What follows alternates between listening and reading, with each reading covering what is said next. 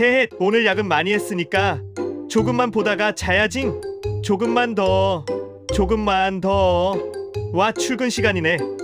아, 나 미친 거 아니야? 아, 나 진짜 왜 이러지? 혹시 어젯밤 몇 시에 잠드셨나요?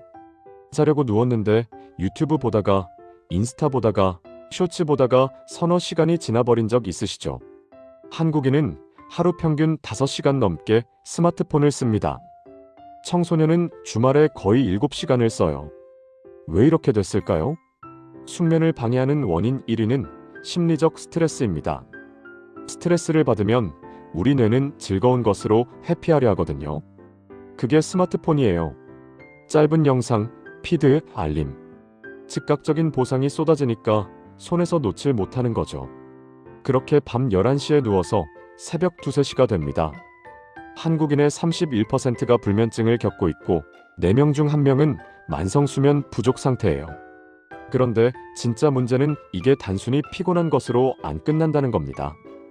수면 부족은 뇌에 쓰레기를 쌓이게 하고 치매 위험을 높이고 심지어 수명까지 줄여요.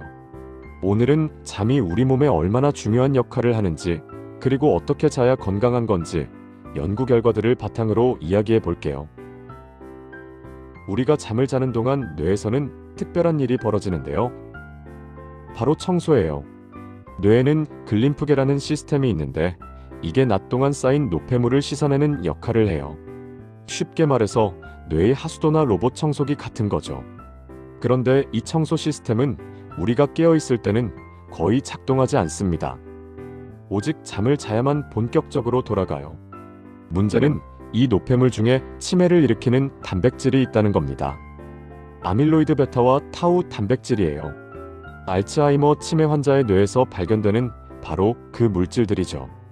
미국 워싱턴대 연구팀은 수면 부족이 이 타우 단백질 수치를 높인다는 걸 발견했어요. 더 무서운 건 수면 부족이 이 단백질 덩어리가 뇌 전체로 퍼지는 속도까지 빠르게 만든다는 거예요. 잠을 못 자면 뇌 청소가 안 되고, 청소가 안 되면 쓰레기가 쌓이고, 그 쓰레기가 결국 뇌를 망가뜨리는 겁니다. 영국 케임브리지대 연구팀은 4만 명을 대상으로 이 글림프계 기능을 분석했어요. 결과가 충격적이었습니다. 글림프계가 제대로 작동하지 않는 사람은 10년 안에 치매에 걸릴 위험이 확연히 높았어요. 특히 고혈압이 있거나 수면 부족을 겪는 사람에게서 이 위험이 더 크게 나타났습니다. 미국 국립보건연구원 연구에서도 비슷한 결과가 나왔어요. 건강한 50대 8,000명을 20년간 추적했더니 하루 7시간 미만으로 자는 사람은 치매 위험이 30%씩이나 더 높았습니다. 치매만의 문제가 아니에요. 수면 부족은 수명 자체를 줄입니다. 2025년에 발표된 오리건 보건과학대 연구가 이걸 명확하게 보여줬어요. 미국 전역 3,000개 이상의 지역 데이터를 분석했는데 수면 부족은 흡연 다음으로 기대 수명 단축과 가장 강하게 연결된 요인이었습니다. 비만보다, 운동 부족보다, 식습관보다 더 강력한 영향을 미쳤어요.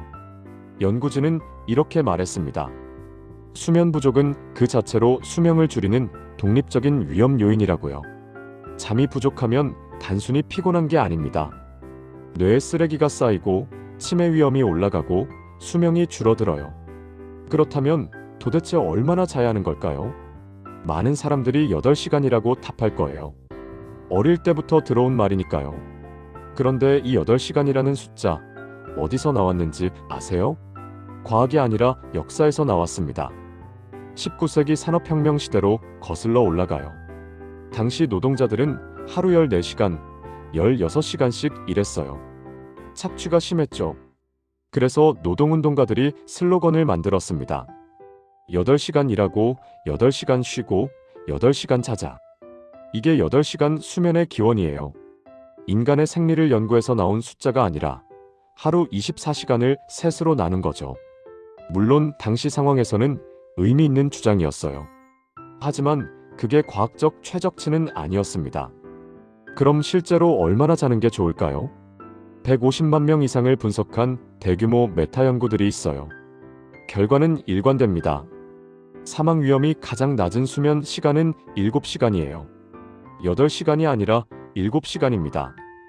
너무 적게 자면 문제가 되고 너무 많이 자도 건강에 좋지 않았어요. 7시간을 기준으로 양쪽 모두 위험이 올라갔습니다. 적게 자는 쪽은 뇌 청소가 부족해서, 많이 자는 쪽은 이미 건강 문제가 있는 경우가 많아서 그런 것으로 보여요. 여기서 주의할 점이 있어요. 오래 자는 게 나쁘다는 뜻이 아닙니다. 오래 자는 사람들 중에는 이미 건강 문제가 있어서 잠이 많아진 경우가 많거든요. 수면 시간이 원인인지 결과인지는 구분해야 해요. 중요한 건 7시간이 하나의 기준점이 될 수 있다는 겁니다. 그런데 모든 사람에게 7시간이 정답일까요? 그건 아니에요. 2025년에 발표된 20개국 5,000명 대상 연구가 재밌는 결과를 보여줬어요. 나라마다 평균 수면 시간이 다릅니다. 일본은 6시간 18분, 프랑스는 7시간 52분이에요. 거의 1시간 반이나 차이가 나죠. 그런데 건강 결과는 어땠을까요?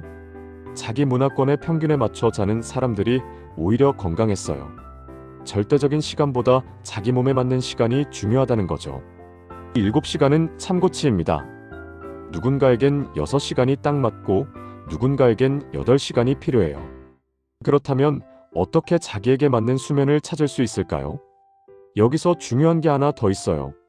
같은 7시간을 자도 어떤 날은 개운하고 어떤 날은 피곤하죠.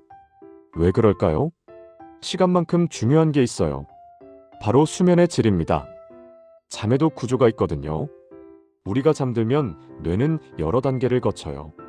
크게 두 가지로 나뉩니다. 렘 수면과 비렘 수면이에요. 렘 수면은 눈이 빠르게 움직이는 단계로 주로 꿈을 꾸는 시간이에요. 감정을 정리하고 기억을 강화하는 역할을 하죠.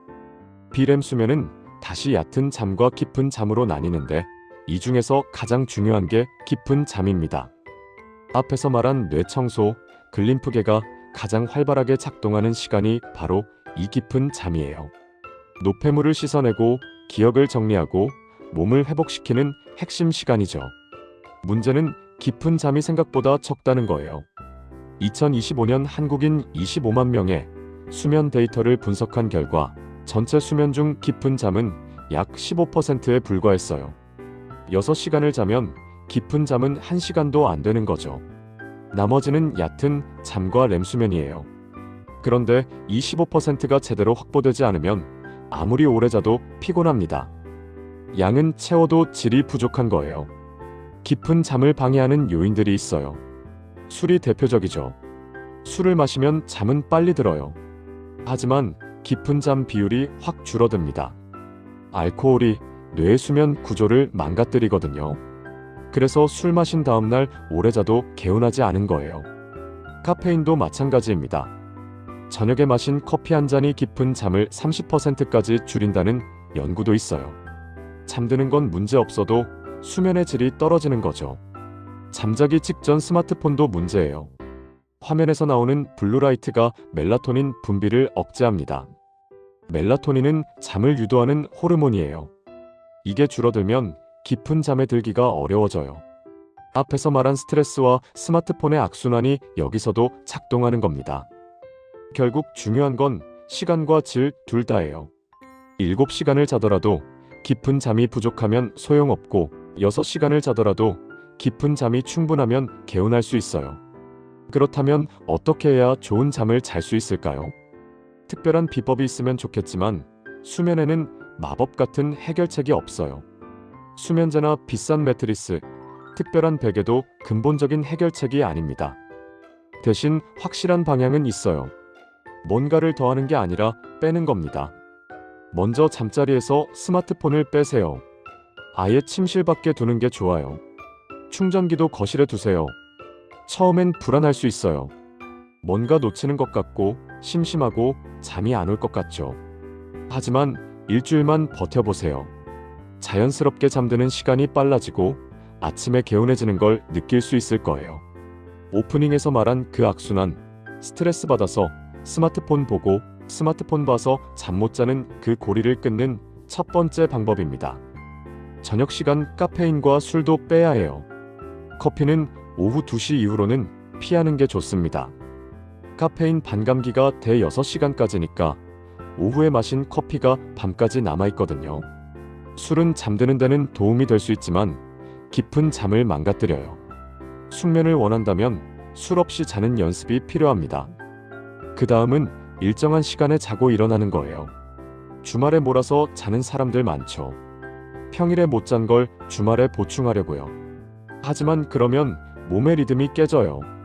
수면 부채를 주말에 갚는다는 건 사실 불가능합니다. 평일에 6시간 자고 주말에 10시간 자는 것보다 매일 7시간 자는 게 훨씬 낫습니다. 우리 몸은 규칙을 좋아해요. 자, 마지막으로 낮에 햇빛을 쬐세요. 아침에 15분만 밖에 나가도 괜찮아요. 햇빛은 멜라토닌 분비 주기를 조절하는데 핵심적인 역할을 합니다. 낮에 빛을 충분히 받아야 밤에 잠이 잘 와요. 결국 수면은 건강의 기본 중 기본입니다. 운동보다 식단보다 먼저 챙겨야 할 게 잠이에요. 연구 결과가 계속 말해주고 있잖아요. 수면 부족은 흡연 다음으로 수명을 줄이는 요인이라고요. 7시간 미만으로 자면 치매 위험이 30% 올라간다고요. 잠을 줄여서 뭔가를 더 하려는 건 결국 미래의 나한테 빚을 지는 겁니다.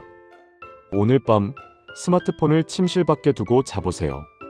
그것이 첫 번째 단계입니다. 좋은 잠이 좋은 삶을 만들어요. 오늘의 당신과 내일의 당신의 건강과 평안을 바라면서 다음에 다시 만나요.